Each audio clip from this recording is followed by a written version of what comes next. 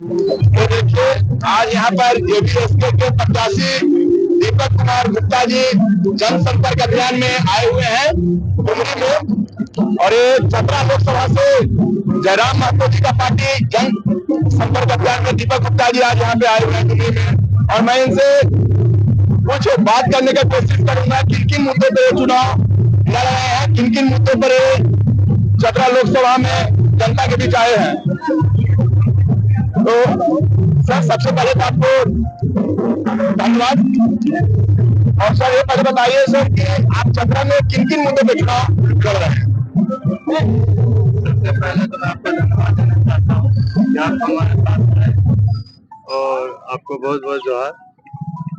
जैसा कि आप लोग देख रहे हैं कि चतरा में अभी 20 तारीख को चुनाव होने वाला है, लोकसभा का चुनाव, और हर कोई यही जानना चाहता है कि हम किस मुद्दे से आए हैं चुनाव में, चुनाव लड़ने के लिए, और मेरा मुद्दा क्या है। तो हम ये बताना चाहते हैं कि हमारा एक ही मुद्दा है कि हमारे जो झारखंड में जितना बेरोजगार है उतना हमको लगता है कहीं नहीं, और सबसे ज्यादा पलायन यहीं से होता है। तो हमारा यही एक रोजगार से जोड़ना, और जोड़ने के लिए हर संभव प्रयास करेंगे।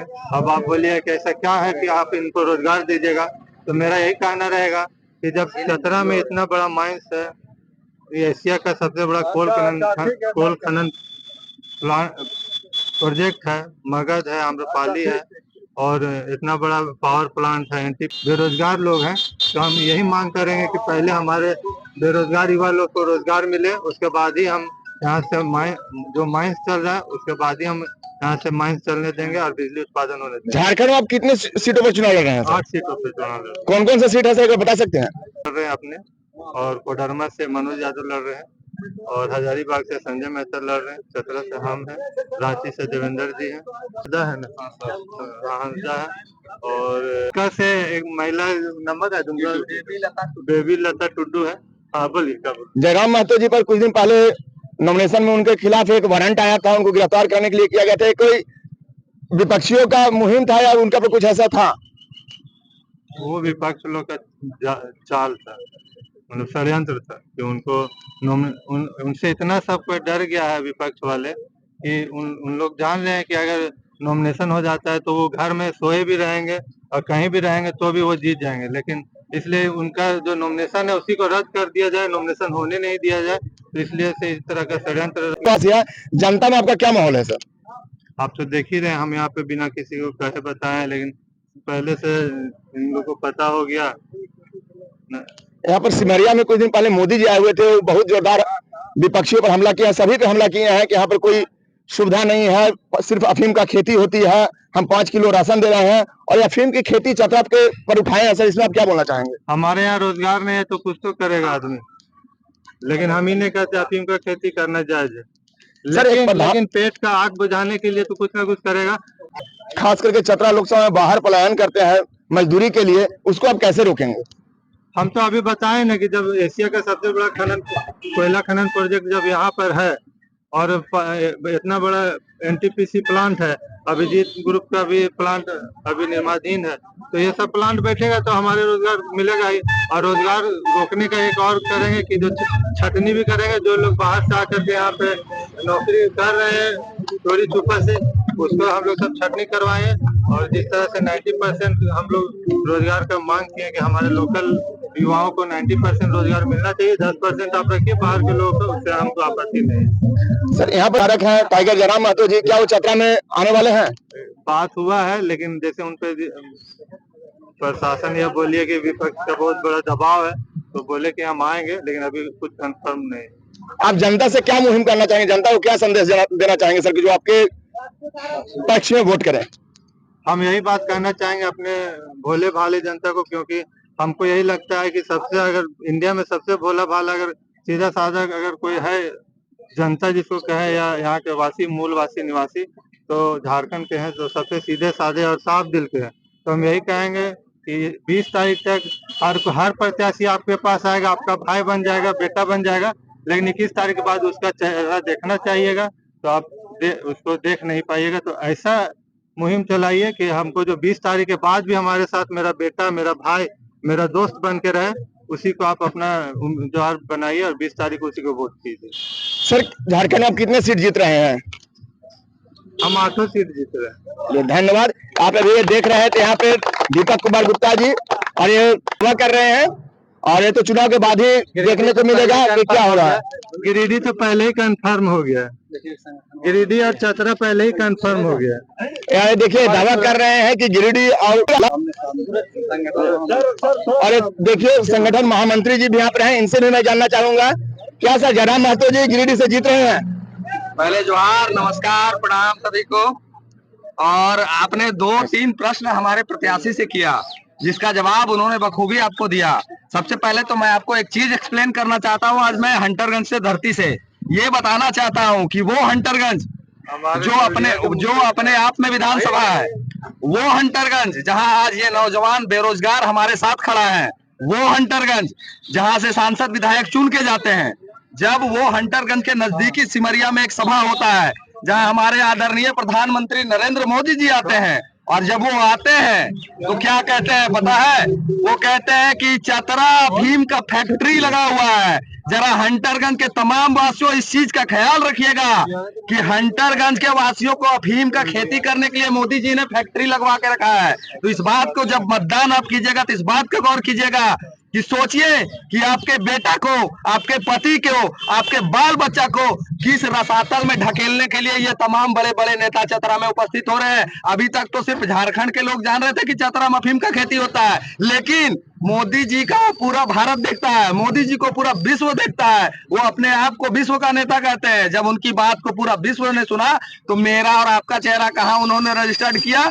अफीम का खेती करने वाला में। अब आप चतरा निकल के हजारीबाग भी जाइएगा, रांची भी जाइएगा, या फिर अदर स्टेट अगर चल जाते हैं गलती से, तो वहां आपको ये सवाल पूछा जाएगा कि आप वही चतरा से है ना भाई साहब जहां अफीम की खेती होती है? तो आपका शर्म से मूड़ी नीचे झुक जाएगा।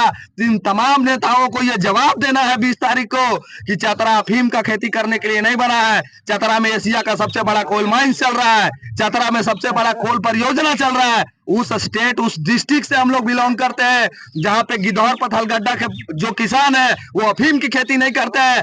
आज भी आप इस गिद्धौर पथलगड्डा चल जाइए तो आपको आज भी करेली निकलेगा, खीरा निकलेगा, ककड़ी निकलेगा, लेकिन ये मोदी जी को नहीं दिखता है। मोदी जी को क्या दिखता है? अफीम।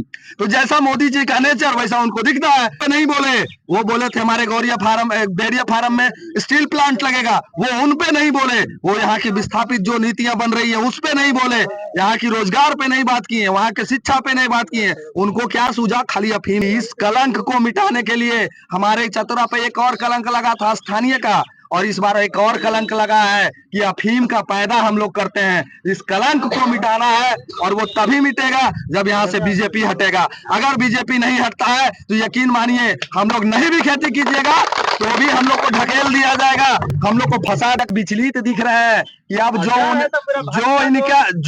जो इनका सलाहकार थे, जो इनका फाउंडर थे, आज मोदी जी उन्हीं को कह रहे हैं कि टेम्पो भर भर के रुपया कांग्रेस को पहुंचा रहा है। तो न्यूज पर भी आरोप लगा रहे हैं। हाँ, तो अब मीडिया को एहसास हो रहा है कि मोदी जी का जाने का समय आ गया है, तो उनको एहसास हो चुका है। तो मीडिया जो है अब तैयार है कि नहीं। आप मान रहे हैं सर कि इस बार मोदी जी जाना तय है? हम क्यों मान रहे हैं? तमाम क्या मोदी भाई साहब जा रहे हैं कि नहीं जा रहे हैं? बोलिए मोदी जा रहा है ना? हम नहीं बोल रहे हैं सर अभी यहाँ पे एक बहुत बड़ा मुद्दा है। अब जैसा पहले ही बता चुके हैं, रेलवे का मुद्दा सबसे बड़ा मुद्दा है चतरा लोकसभा में, खास करके पानी का ही मुद्दा सबसे बड़ा मुद्दा है चतरा लोकसभा में। तो क्या यहाँ से अगर सांसद जेबीएसके के बनते हैं, दीपक गुप्ता जी बनते हैं, तो इन मुद्दों पर संघर्ष करेंगे, लड़ाई करेंगे? अगर हमारे प्रत्याशी यहाँ से जीत के जाते हैं तो यहाँ ये दीपक गुप्ता जी प्रत्याशी है ही नहीं, ये प्रत्याशी सभी लोग हैं। और इनका जो समस्या होगा वो माध्यम बनेंगे सांसद भवन में उठाने का। तो यहाँ चाहे वो पानी का मुद्दा हो, चाहे रोजगार का मुद्दा हो, चाहे वो टंडवा में रोजगार जो बाहरी का। अभी एक रिसेंटली एक आपको बात बताता हूँ। रिसेंटली एक मेरे मित्र थे मयूरहंड के, उन्होंने गिरिडीह में एक प्लांट चल रहा है, प्राइवेट प्लांट है, वहां प्लांट चल रहा है। तो उन्होंने फोन किया तो वहां के जो अधिकारी थे, पता है उनका जवाब क्या आया? कि हम लोग झारखंडी को नहीं रखते हैं। यही उत्तर है। ये बहुत बड़ी बात कह रहे हैं सर आप। बिल्कुल बिल्कुल, ये जायज है, आप पता कर लीजिए। यही स्थिति टंडवा की है। टंडवा में जो लेबर ग्रेड के भी लोग हैं उनको भी टंडवा में प्लांट में नहीं रखा जा रहा है। क्यों?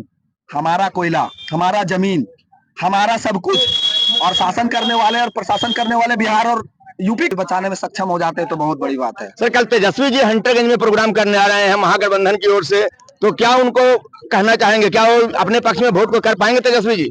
उनका स्वागत है, सभी का स्वागत है। जैसे सिमरिया में आ रहे हैं वो, हंटरगंज में हमारे एमपी के मुख्यमंत्री मोहन यादव भी आके गए, वैसे तेजस्वी यादव भी आ रहे हैं। सर हंटरगंज यादव का गढ़ माना जाता है और जो भी यहाँ पर उतार रहे हैं स्टार प्रचारक को यादव के ही उतार रहे हैं, तो क्या यादव का वोट सिर्फ यादव के ये क्या बोलते जाति गणना के हिसाब से होता है या कहीं भी दे सकते हैं? इस पर आपको क्या कहना है? ऐसा नहीं है। हमारे जो यादव समाज के भाई हैं वो बहुत समझदार हैं। अब इनके बहकावा में जाति से कोई मतलब नहीं रखता है।